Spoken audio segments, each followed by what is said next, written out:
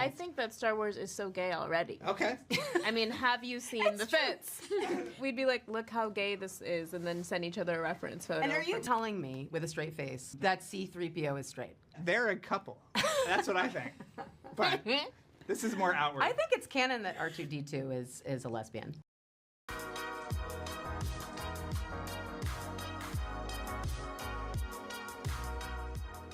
If you want to pull the thread, change everything and pull it.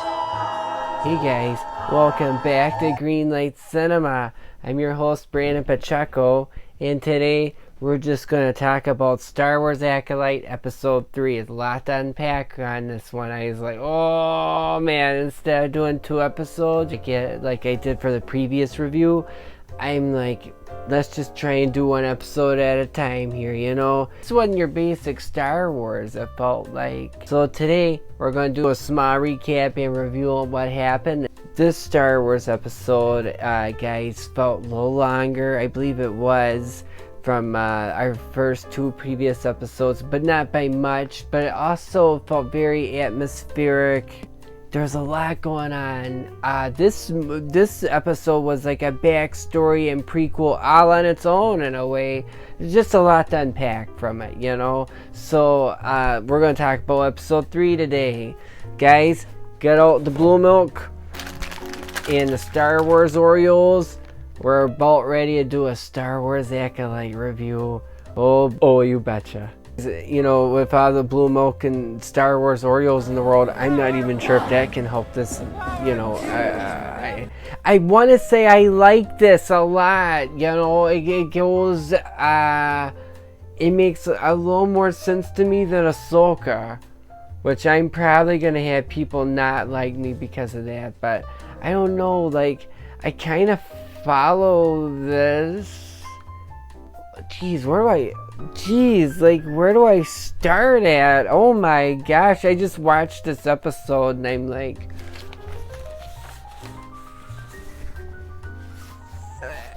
what did I just watch? This episode kind of opens up as like a recap, you know, it's like twins, and we're like, oh yeah, we have 2 twins again, just like the good old Star Wars we like, right?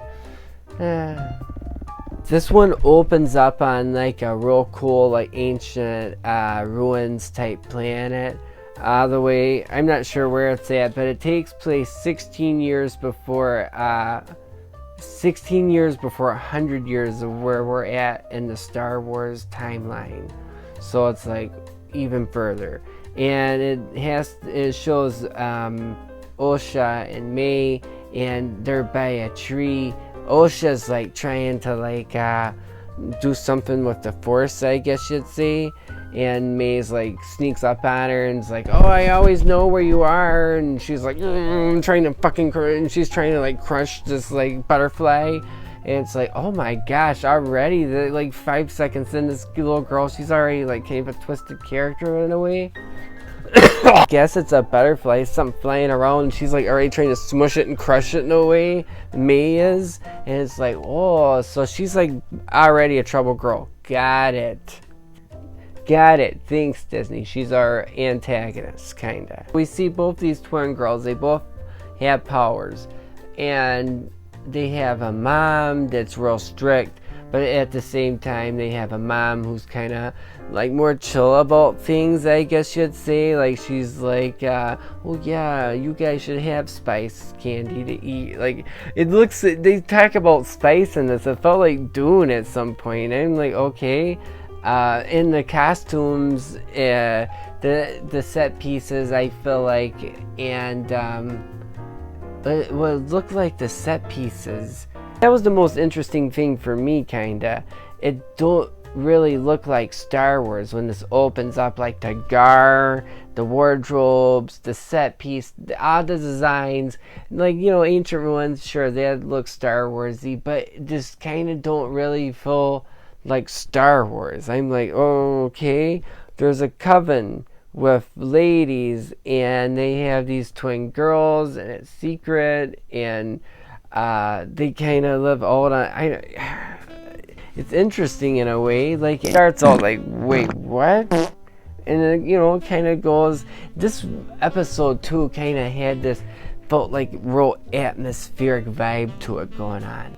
And the girls are running around their little village of the coven witches in a way, and they're like, well, you gotta get ready for the night because it's time for the ascension ceremony. The power of many.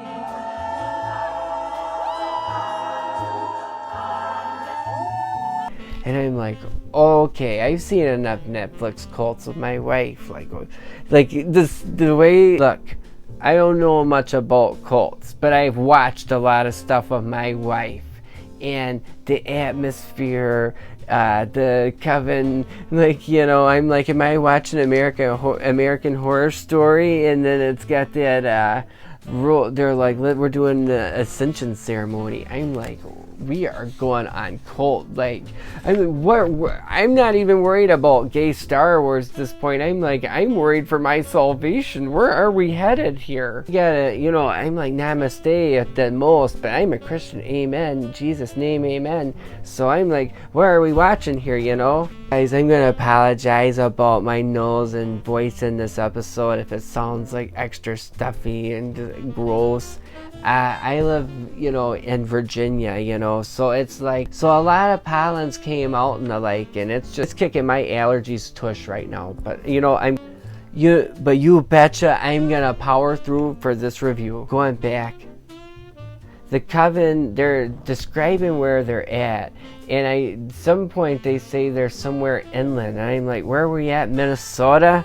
That's pretty crazy. They show these witches in their coven, and they're like doing like force witch powers, I guess, and I'm like, whoa, and like people are like, their ladies or gals are being thrown against the wall, and there's no lightsabers or anything. They're just like using force powers, and I'm like, oh, okay.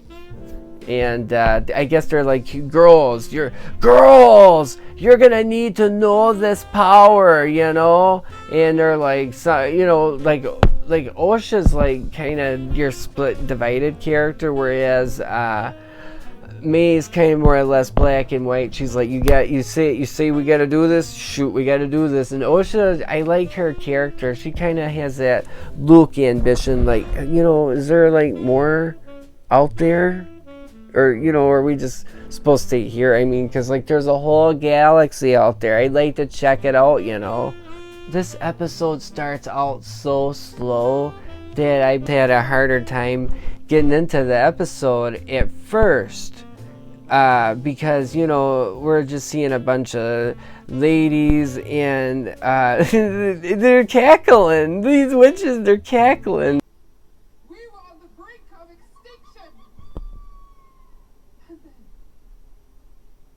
Is that a fucking witch cackling?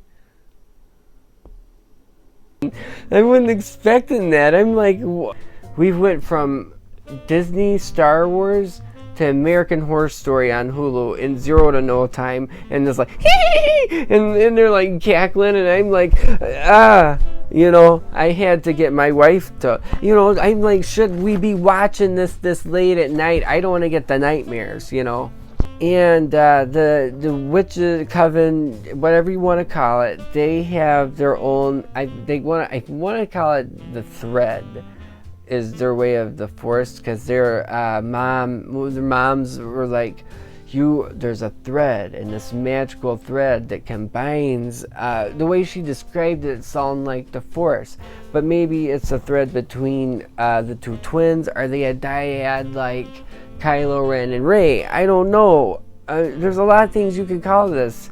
Like they got twin powers, Wonder Twin powers from DC. I don't know. And these witches they have real strong feelings about, like, we have to keep these children we have to keep these kids protected. We're teaching them the Force in a whole new way of concept, like we raise these girls. And that's beyond what anybody out there on Coruscant or the Republic or in the galaxy, they can't even perceive this notion. It's too new, it feels like so coldish, like, like we gotta hide this. this little operation that's working so well for us. And when the Jedi show up, spoilers, you know, it feels very interrogated, like the FBI. I'm like, you know, again, I don't know what drew the inspiration. You know, as far as the episode goes, I'm not trying to have too many complaints here, but it just didn't feel like Star Wars at first, you know. I'm not into like coven witch type stuff, so seeing a bunch of gals like, you know, just using force powers just wasn't real exciting for me at first, you know, because we just have a bunch of just ladies in odd looking Dune garb that don't even look Star Wars. You know, like one lady, one of the moms, they do something that's kind of neat. Like one of the moms kind of looks like a Darth Maul species, but that's really the only thing that looks Star Wars, you know. I'm like, the ladies are even chanting and cackling, and I mean, I'm like, whoa, it's a little creepy for Star Wars. Well, you know, the power of many.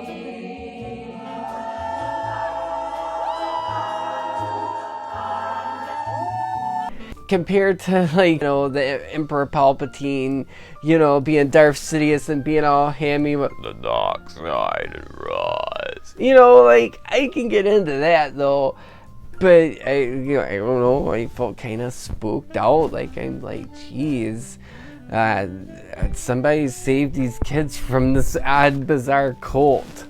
And, you know, like 14 minutes goes by, or like 15, and I'm like still waiting for something to happen, you know, other than this wonderful told backstory, you know, with the mom, one of the moms that's like, you know, I want you, that wants the best for the girls, yeah, you know, and she sees like Osha's like capability. May's like, you know, like, I want to be a witch or whatever, you know, I follow you guys, I follow you, Mom, and that's cool, you know, but there's like, I don't know if they're trying to do like I guess they're trying to do Luke, Leia, and Anakin all in one. One has stronger capabilities than the other, you know, and Osha seems to be like surpassing a whole lot of things, more so than May. The cackling, the howling, the ascension ceremony, the guard. You know, if I was some guy, if I was just some schmuck that worked for Disney that accidentally wandered into that scene, I would have been absolutely freaked out and would have been like, oh my gosh, they look spooky. A little too spooky for maybe a little too spooky for Star Wars if you ask me. I mean, geez, you go from Jar Jar Binks to witches cackling, howling, laughing, and doing spells. A coven? You know, this isn't hocus pocus. I can crack up about that. Chanting, cackling, ah! Power 1, power 2. Power 1, power 2. Power 1, power 2. So I'm like, oh my gosh. How much did Kathleen... So now during all this bizarre happenings, this is the Ascension ceremony happening now. And May goes through with it out of the way. And the Jedi show up. So earlier in this episode, I forgot to bring this up.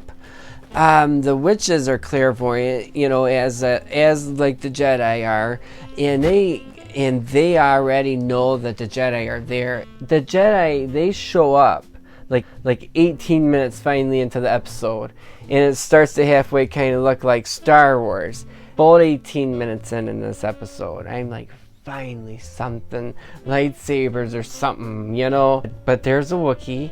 I like that. I thought that was kind of neat. So they're like, stop this chanting. Episode 3 that we're on, we're like 5 minutes in, already knew about like a Jedi presence. They're clairvoyant and like Jedi are. So she's like, well, you know, the Darth Maul, the strict looking one, she's like, or the strict character, the strict mom, she's like, what do we do about those Jedi? And the more chill mom, she's more like, you know, whatever happens, we know their presence. So she's not real shook up about this. she's just kind of like, geez, my ascension ceremony's getting interrupted. That's a gas.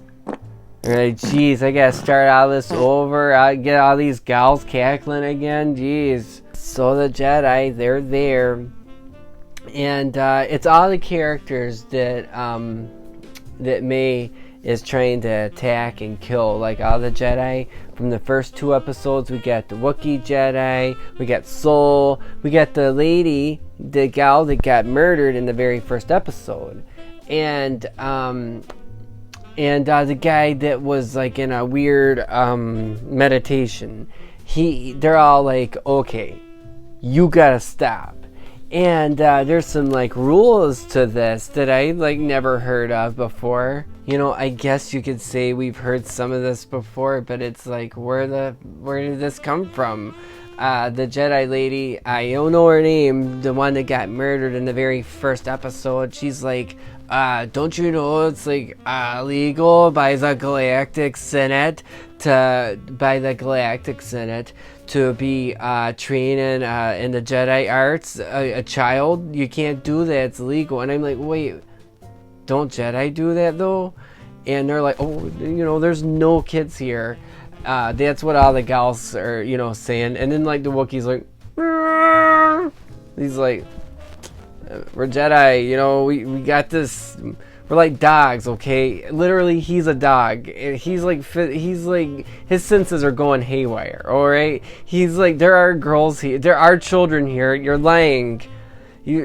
Gals are lying. Pull those kids out. I don't know. That's what he's saying. The Darth Mom that's not chill about things is like, ah! But like but the other mom, the mom that's more lax about things, she's like, okay, see the girls, they got special abilities, see what you guys think. And the other ladies, like, the other mom's like, are you kidding me? Like, this is like what we're all against. And I brought this out because I got this a long time ago. It's a bigger lightsaber, it feels like, but in this series, it feels like Star Wars Acolyte. The Jedi's lightsabers are like huge, like way bigger than what they're supposed to be. So I think that's kind of neat, and this is the only thing I had in comparison. But I like, it's like a whole Anakin thing with Osha. She spots out Soul's lightsabers. Like, might as well have said, oh, you got a laser sword, you know? It's like watching Anakin, just without the annoying part, you know, like the Anakin. Yippee! You know, pays homage, like I've said before, to the prequel in a way. Like, this felt kind of like a soft reboot for the Phantom Menace in a way, and I like that. You know, no annoying Anakin or Watto or pod racers or you know, none of that gobbledygook. We kind of have here's just a recycled story, just told another way. I'm down for that, actually. You know, Soul, he's like showing off his lightsaber to Osha, and he's like, these girls, that's awesome, you know, so where's their dad at? And this is the greatest reaction in the whole episode.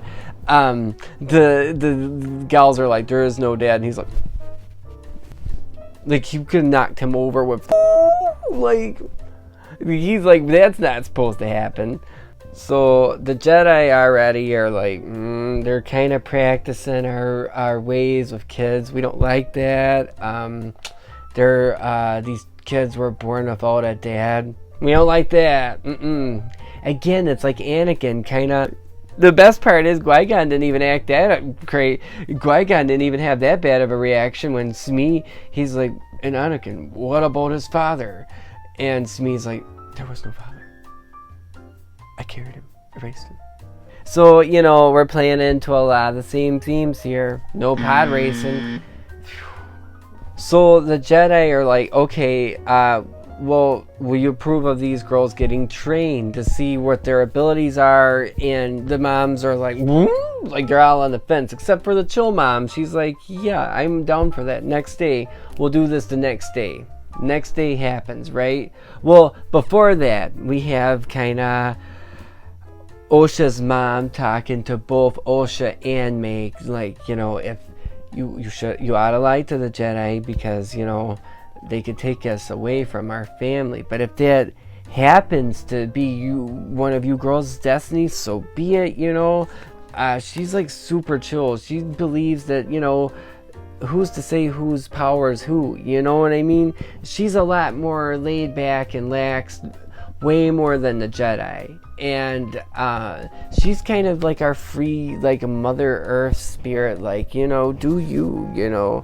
And they don't fly over with the coven or like May. She's like real mad about it because Osha's like, you know, what if I do, even at 8 years old, she's like, what if I do have dreams? What if I have ambitions, you know, getting out of this coven with all these, you know, witches, you know. Though, you know, I like this Jedi. I like the mom, though. She's so, like, Obi-Wan-ish, or, like, what you would want is, we haven't had a whole lot of, female Jedi trainers. So she's, like, we change as the seasons. Very wise and charismatic, kind of like, you know, let it be if it's gonna be. That's kind of how she's putting things. Like, May's just getting like mad about it because she's like, I want us to be exactly alike and not deviate. She's like, you know, like May even had so May goes through with the ceremony, the ascension ceremony. She has like the tattoo on her forehead, which I was like, thank God, now I can tell these kids apart, because for a long time I'm like, and like I've said in this episode, there's a lot of Phantom Menace paying homage, repeating themes, as you would say, I guess. One scene we have is a scene where Osha is getting the test, kind of like they did with Anakin, where the ship, it's a cup, it's a ship, it's a cup. Only she's lying about it, and I didn't catch it right away. I was like, boy, she's real bad at this. I was like, I thought she had more powers than May there, but she's lying, and she messes up on her lie, and Soul catches it. But you know, Soul, he's like real kind-hearted, like I said in the very first review for this.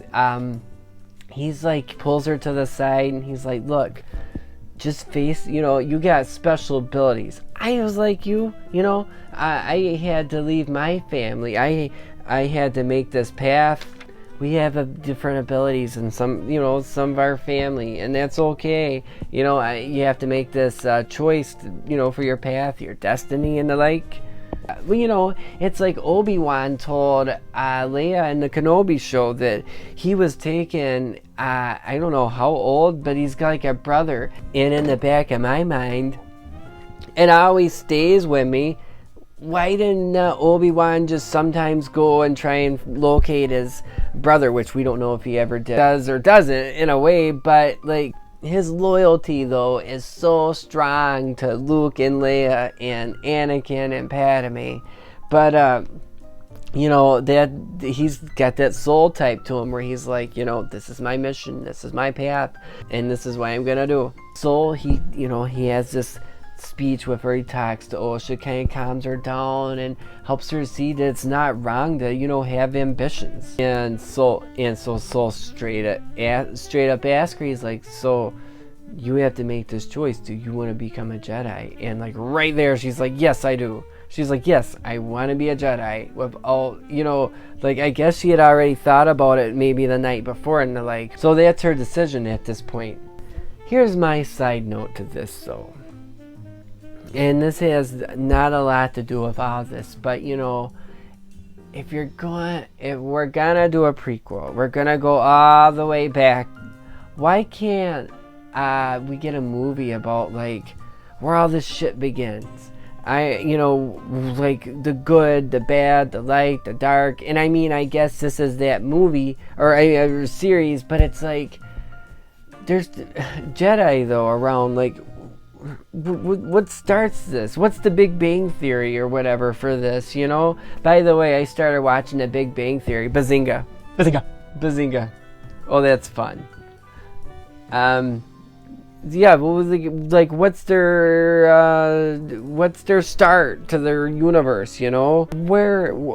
Who created the dark side? I guess we'll get to that.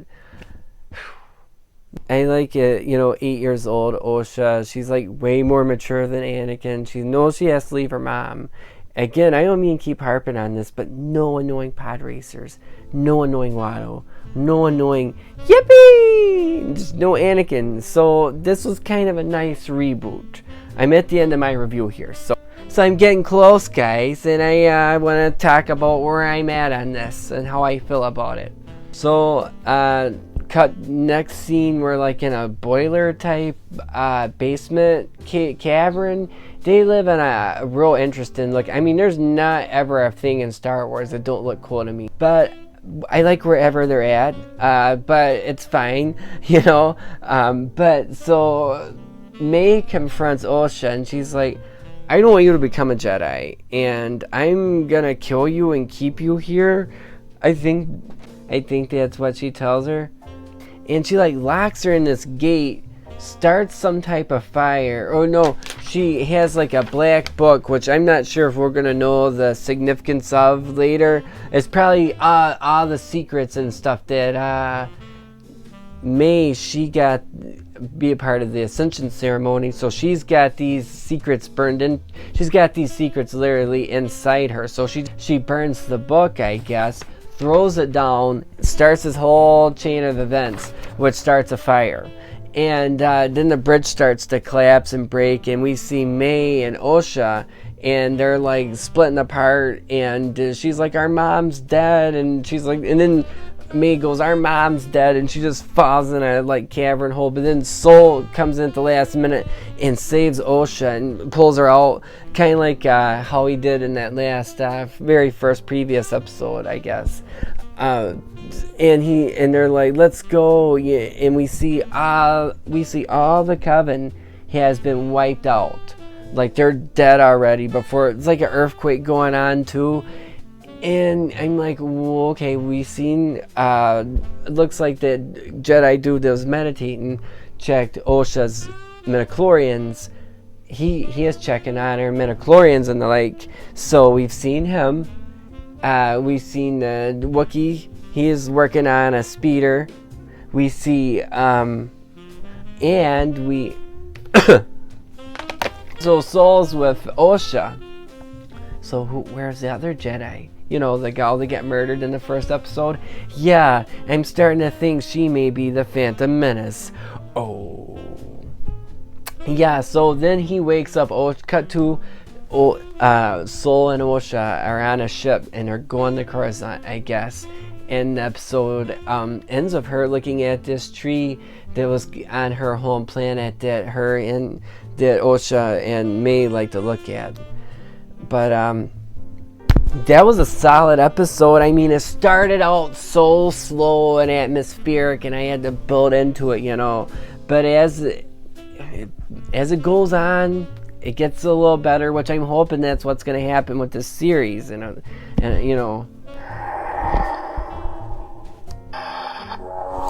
that's my review, guys. Join the dark side on this one. Or green side. Please, guys, if you hadn't already, like this episode and subscribe to my channel, guys. I need more subscribers. Come on, guys. I need more subscribers. Come on, guys. Come on, guys. Let's get more subscribers. Like 90s lightsaber versus the lightsaber from our time now. Who will win? Like this episode and subscribe and find out, guys.